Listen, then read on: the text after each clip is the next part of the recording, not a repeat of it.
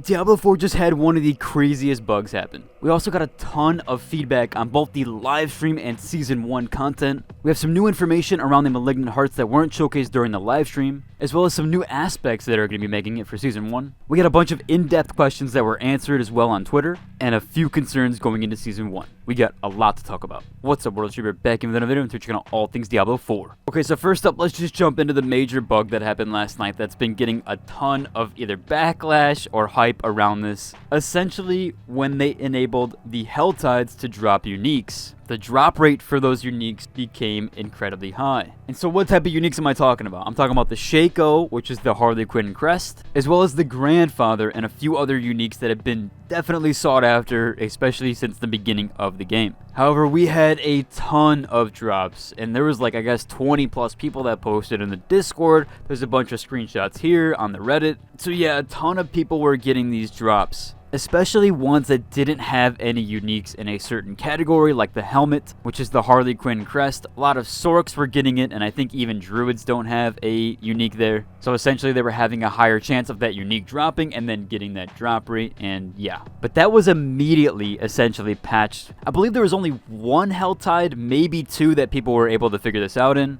After that first or second Helltide, though, that they found out that the uniques were dropping way too much, or those like super rare uniques were dropping way too much, they completely disabled the Uber uniques. So there's 6 Uber uniques that were patched and basically turned off, and those, yeah, were completely removed or disabled from the game entirely. So they cannot drop at all, although they really weren't dropping anyways for anybody. But yeah, they patched that one really quick. So if you didn't get your free Shaco, well, maybe better luck next time. Although it doesn't really matter, it's on the internal realm. No one really cares about that anymore in 2 weeks once the seasonals drop anyways. Now, we did have some feedback on the live stream. I know a lot of people were upset about a few things. One of those things was that the combination of Diablo Immortal and Diablo 4 being in the same live stream. However, of course, they're probably going to put both live streams together. They really do want to promote and advertise Diablo Immortal. I can't really blame them for that they're going to want to promote their basically pay-to-win mobile game that everybody kind of wants to make in this day and age and make a ton of money with. On the other hand, I could see that Diablo Immortal is a more fully fledged game than Diablo 4, which is kind of sad overall, especially when you compare the releases of these two games. I'm not a big fan of pay-to-win games, although I have played them, including Lost Ark as well as even Tower of Fantasy. I actually really liked Lost Ark, and I also really enjoyed Tower of Fantasy. It just kind of sucked that they were basically hampered down by those pay-to-win mechanics. And it's also quite surprising to me that Diablo Immortal was a more fully fledged game out the gate than Diablo 4. At least as far as endgame, PvP systems, guild systems, trade chat.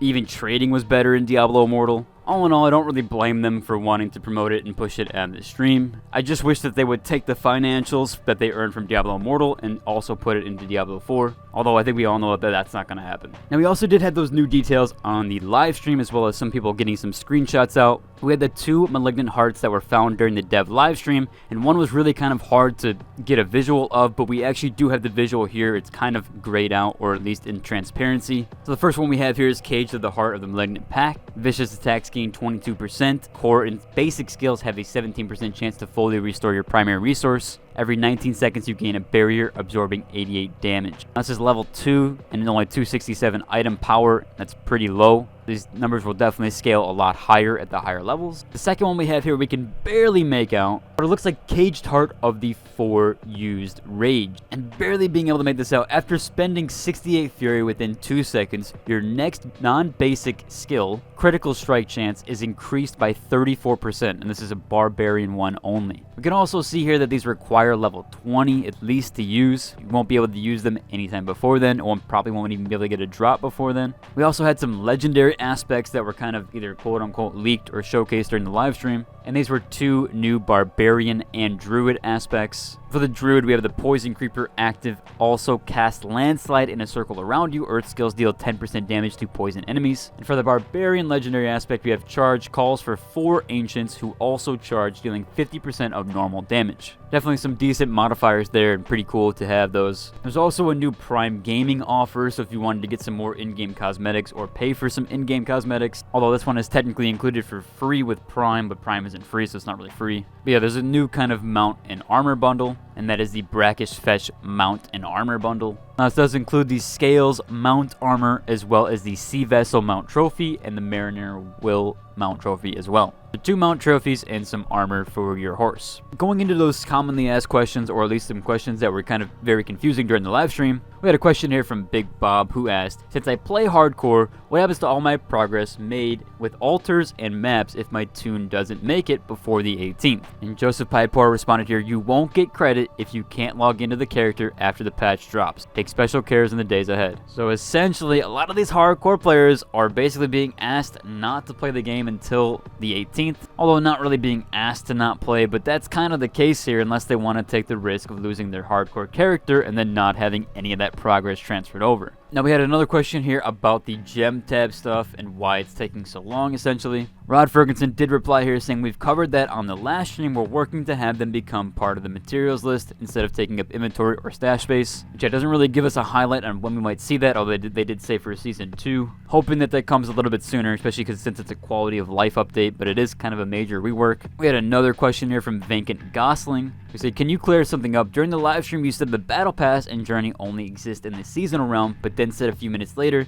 that even a brand new character would be progressing them as they played their first character. Rod replied and said that that was the case of a new player playing their very first character in the seasonal realm. So essentially, you will have access to both the Battle Pass and the Journey as long as you started on the seasonal realm. However, that new mechanic with the Malignant stuff you won't have access to until after completing the campaign. However, of course, if you've already completed the campaign, then you can skip and then you'll have access to that Malignant Hearts, which means maybe you can even get them before level 20. Since that was a level 2 Malignant Heart that I showed earlier, maybe you can actually get those before level 20. It just all depends on when you first completed the campaign for either the Eternal Realm or the Seasonal Realm character. Now, we had a bunch of feedback around the kind of end game and the Season 1 feedback stuff that we've been hearing. I know I myself am pretty disappointed with what's going to come for Season 1. I get that it's only a month and a half after the game release, but I don't think a few modifiers to gear and a few new drops is really going to entice players to return, especially when the content already at endgame is very, very stale and it's just too repetitive to even really want to play. We had a Reddit post here that says Season 1 needed World Tier 5. Yeah, I definitely agree that there should have been either a World Tier 5 or an entire new gameplay loop.